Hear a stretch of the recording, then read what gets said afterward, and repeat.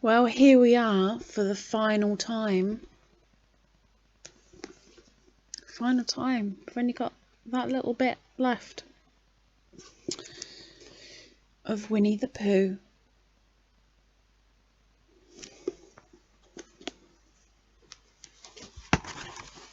So, let us start so that we can finish.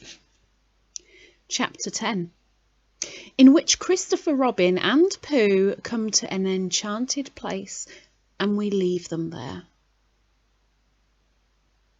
Christopher Robin was going away. Nobody knew why he was going. Nobody knew where he was going.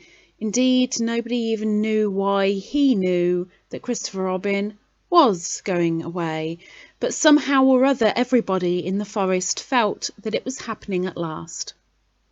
Even smallest of all, a friend and relation of Rabbit's, who thought he had once seen Christopher Robin's foot, but couldn't be quite sure because perhaps it was something else. Even S of A told himself that things were going to be different. And late and early, two other friends and relations said, "Well, early," and "Well, late," to each other in such a hopeless sort of a way that it really didn't seem any good waiting for the answer. One day, when he felt that he couldn't wait any longer, Rabbit brained out a notice, and this is what it said.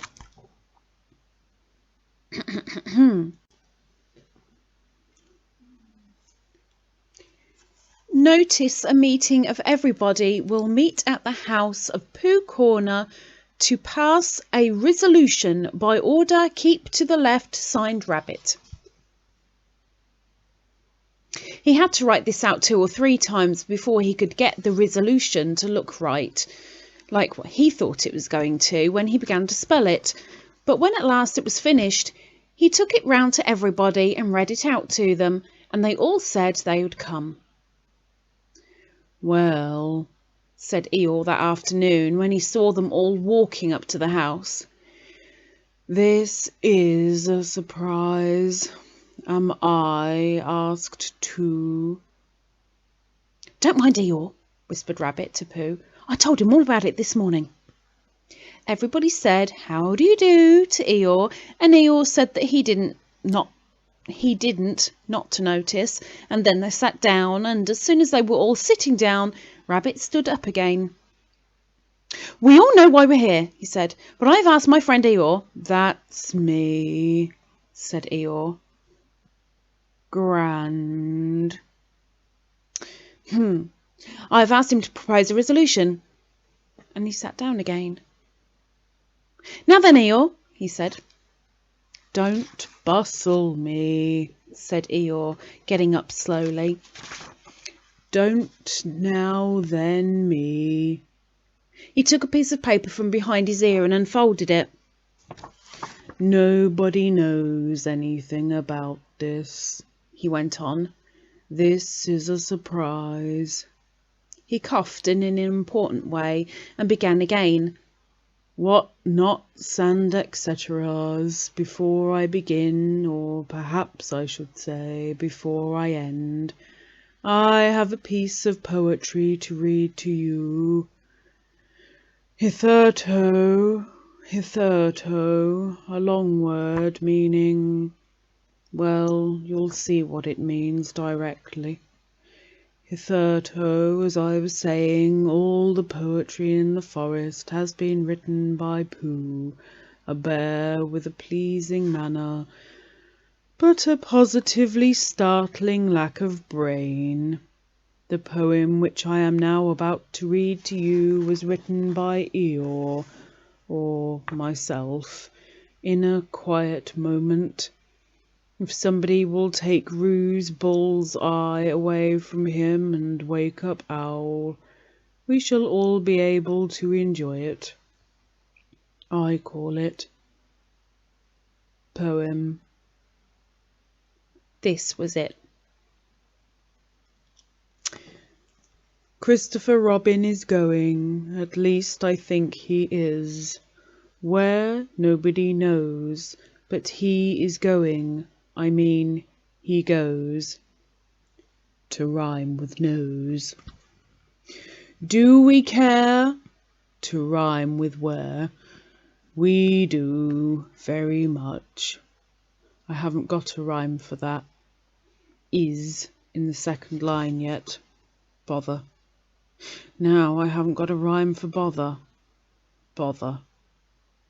Those two bothers will have to rhyme with each other. Bother. The fact is this is more difficult than I thought. I ought. Very good indeed. I ought to begin again, but it is easier to stop. Christopher Robin, goodbye. I. Good. I and all your friends sends. I mean all your friend send. Very awkward this. It keeps going wrong. Well, anyhow, we send our love. The end. If anybody wants to clap, said Eeyore when he had read this, now is the time to do it. They all clapped. Thank you, said Eeyore. Unexpected and gratifying, if a little lacking in smack. It's much better than mine, said Pooh admiringly, and he really thought it was. Well, explained Eeyore modestly, it was meant to be. The resolution, said Rabbit, is that we all sign it and take it to Christopher Robin. So it was signed. Pooh, Wol, Piglet, Eeyore, Rabbit, Kanga, Blot, Smudge, and they all went off to Christopher Robin's house with it. Hello, everybody, said Christopher Robin. Hello, Pooh. They all said hello and felt awkward and unhappy suddenly because it was a sort of goodbye they were saying. And they didn't want to think about it, so they stood around and waited for somebody else to speak, and they nudged each other and said, Go on, and gradually Eeyore was nudged to the front and the others crowded behind him. What is it, Eeyore? asked Christopher Robin. Eeyore swished his tail from side to side so as to encourage himself and began. Christopher Robin, he said, we've come to say, to give you. It's called Written By, but we've all, because we've heard, I mean we all know. Well, you see, it's we, you, well, that, to put it as shortly as possible, is what it is. He turned round angrily on the others and said, Everybody crowds round so in this forest. There's no space. I never saw a more spreading lot of animals in my life, and in all the wrong places. Can't you see that Christopher Robin wants to be alone? I'm going. And he humped off. Not quite knowing why, the others began edging away, and when Christopher Robin had finished reading poem and was looking up to say, Thank you, only Pooh was left. It's a comforting sort of thing to have, said Christopher Robin, folding up the paper and putting it in his pocket. Come on, Pooh, and he walked off quickly. Where are we going? Said Pooh, hurrying after him and wondering whether it was to be an explore or a what shall I do about you-know-what. Nowhere, said Christopher Robin. So they began going there, and after they had walked a little way, Christopher Robin said, What do you like doing best in the world, Pooh? Well, said Pooh, what I like best. And then he had to stop and think, because although eating honey was a very good thing to do, there was a moment just before you began to eat it which was better than when you were. But he didn't know what it was called. And then he thought that being with Christopher Robin was a very good thing to do, and having Piglet near was a very friendly thing to have. And so when he had thought it all out, he said, What I like best in the whole world is me and Piglet going to see you, and you saying, "What about a little something?" And me saying, "Well, I shouldn't mind a little something, should you, Piglet?" And it being a hummy sort of day outside and the birds singing. "I like that too," said Christopher Robin, "but what I like doing best is nothing." "How do you do nothing?" asked Pooh, after he had wandered for a long time. "Well, it's when people call out at you just as you're going off to do it. 'What are you going to do, Christopher Robin?' And you say, 'Oh, nothing,' and then you go and do it." "Oh, I see," said Pooh. "This is a nothing sort of thing that we're doing now." "Oh, I see," said Pooh again. "It means just going along, listening to all the things you can't hear, and not bothering." "Oh," said Pooh.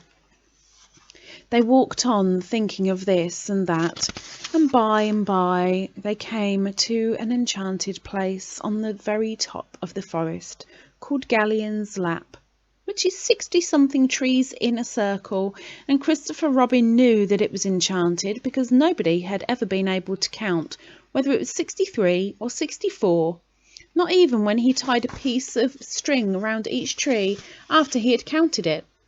Being enchanted, its floor was not like the floor of the forest, gorse and bracken and heather, but close-set grass, quiet and smooth and green. It was the only place in the forest where you could sit down carelessly, without getting up again almost at once and looking for somewhere else. Sitting there, could see the whole world spread out until it reached the sky, and whatever there was all the world over was with them in Galleon's lap. Suddenly Christopher Robin began to tell Pooh about some of the things people called kings and queens, and something called factors, and a place called Europe, and an island in the middle of the sea where no ships came, and how you make a suction pump if you want to, and when knights were knighted, and what comes from Brazil. And Pooh, his back against one of the 60-something trees, and his paws folded in front of him, said, "Oh, I don't know," and thought how wonderful it would be to have a real brain which could tell you things. And by Christopher Robin came to an end of the things and was silent, and he sat there looking out over the world and wishing it wouldn't stop. But Pooh was thinking too, and he said suddenly to Christopher Robin, "Is it a very grand thing to be an afternoon what you said?" "Oh, what?" said Christopher Robin lazily as he listened to something else. "On a horse," explained Pooh. "A knight?" "Oh, was that it?" said Pooh. "I thought it was a... Is it as grand as a king and factors and all the other things you said?" "Well, it's not as grand as a king," said Christopher Robin. And then as Pooh seemed disappointed, he added quickly, "But it's grander than factors. Could a bear be one?" "Of course he could," said Christopher Robin. "I'll make you one." And he took a stick and touched Pooh on the shoulder and said, "Rise, Sir Pooh de Bear, most faithful of all my knights." So Pooh rose and sat down and said, "Thank you," which is the proper thing to say when you have been made a knight. And he went into a dream again, in which he and Sir Pump and Sir Brazil and Factors lived together with a horse and were faithful knights, all except Factors, who looked after the horse, to good King Christopher Robin. And every now and then he shook his head and said to himself, "I'm not getting it right." Then he began to think of all the things Christopher Robin would want to tell him when he came back from wherever he was going to, and how muddling it would be for a bear of very little brain to try and get them right in his mind.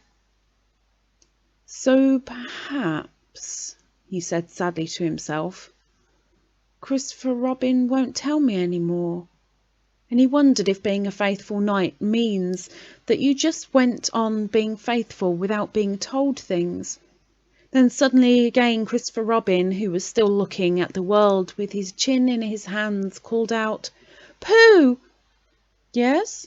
said Pooh. When Pooh!" "Yes, Christopher Robin?"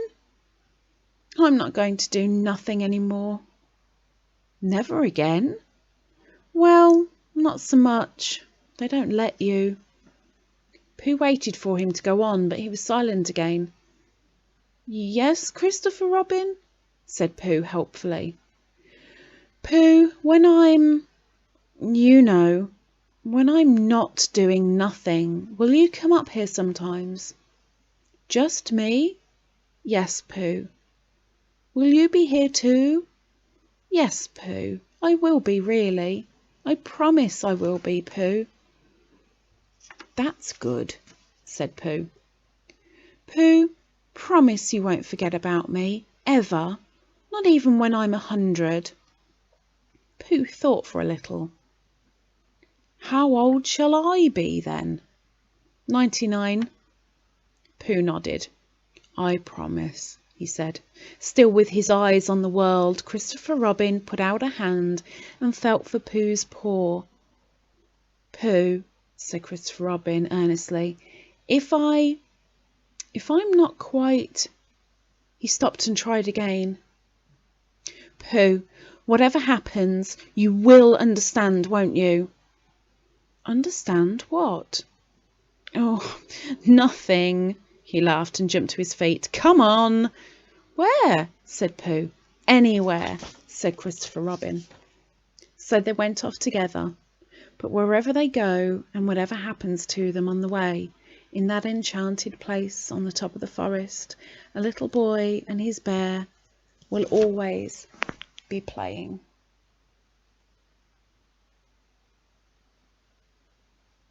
And that is the end. We have read the complete Winnie the Pooh. All done. If you've been following along, which story did you enjoy more? Did it bring back any memories? In any of the chapters that we read, did you get the kids involved? I hope that you enjoyed. Take care. See you soon. Bye-bye.